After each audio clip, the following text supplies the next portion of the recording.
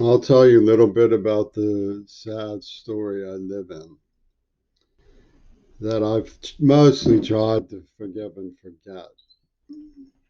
Although it's very strange to me that it happened in the full knowledge of Gallaudet University for the Deaf without any sort of deaf advocate stepping forward, even though the Western Pennsylvania School for the Deaf did state very clearly in their bureaucracy to me that they had seen situations like the one that I complained of in the deaf community around Greenfield, over across Fern Hollow Bridge, where the nature of reality is. Before, it was a little stranger because there were psychopathic rock stars involved. Tony Levin said, Queerbait, you told me that you were licking Leslie's beard down, getting her hymen close to your chinny chin, and therefore you were obsessing with virginity when you could have saved John Lennon. So tell you what we're going to do. We're going to tell all the Texas queers that you're to blame for AIDS and you were framing Ronald Reagan.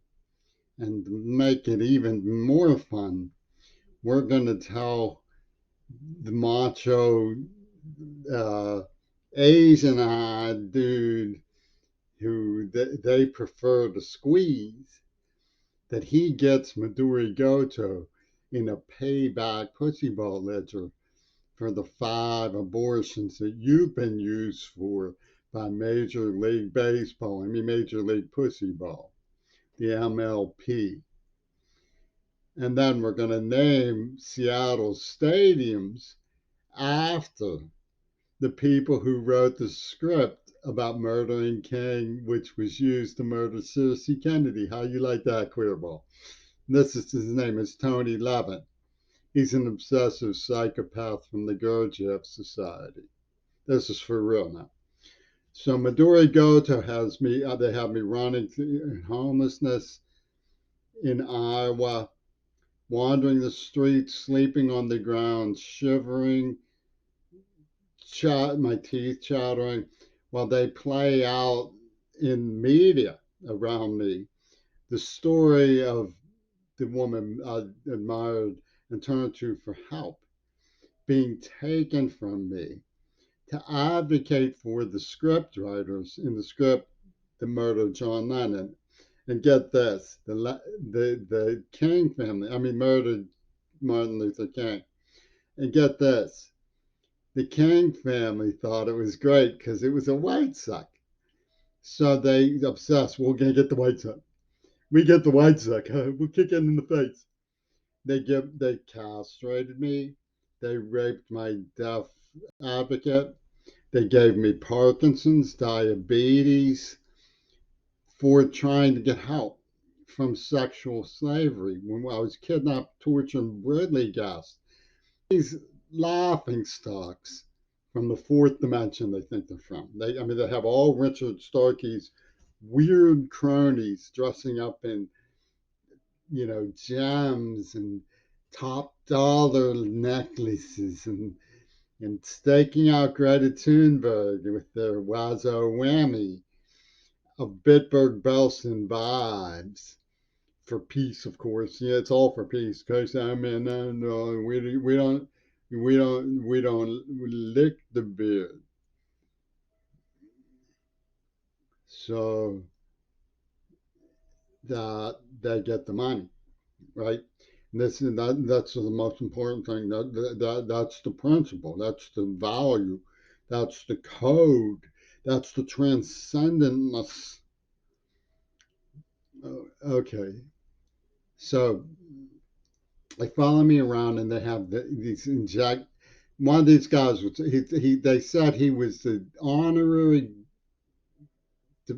representative of the Jewish Defense League, and he bragged in writing about admiring Joseph Goebbels.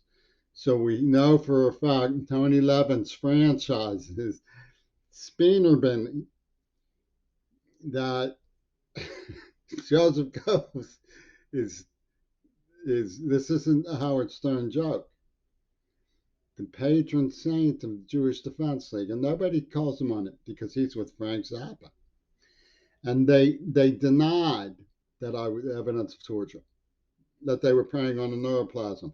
They were saying we're going to inject him. We're giving him Parkinson's to make ourselves feel better. We'll poison him in the mouth and release COVID.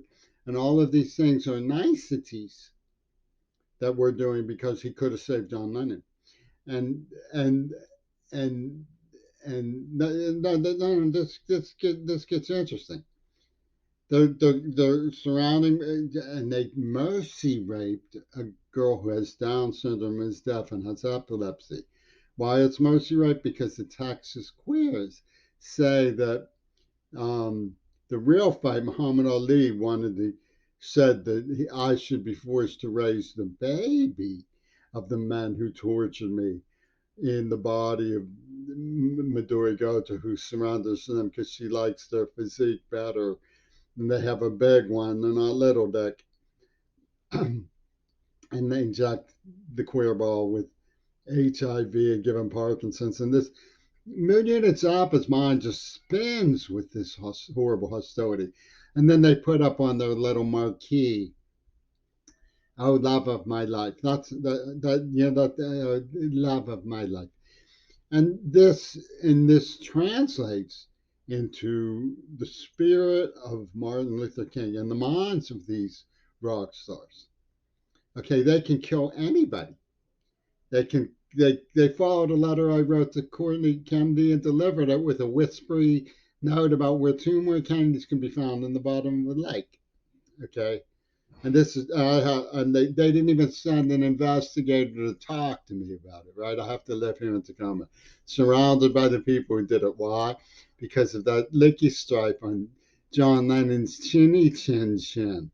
His Swami Nosa from Star Trek, like George Takei, astral projected into the queer bait mind, could have saved John Lennon, but was licking the hymen beard. And this is their entire schemata, and it means, and so Joe Biden goes into um, Martin Luther King's church and bows in courtesy to as a bona fide French general of the Third Reich to his subordinates because they have endorsed this pecking order idea of Boris Obama, whose installation because George Bush is top spinner in the Dilton Doily fan club, and they operated out of Carnegie Mellon University. Okay, I hitchhiked from Pittsburgh to St. Louis just to hear Robert Fripp play, but I broke the news to him I need help because something strange has happened here. My father was a humanist here. I was tortured, and they locked me in a house from the inside, and they bring in these brutal Klansmen from Salk research labs. And the NAACP scowls at me and says, "Don't go thinking you're special, because they ain't gonna sit too well with us if you try to think you're special."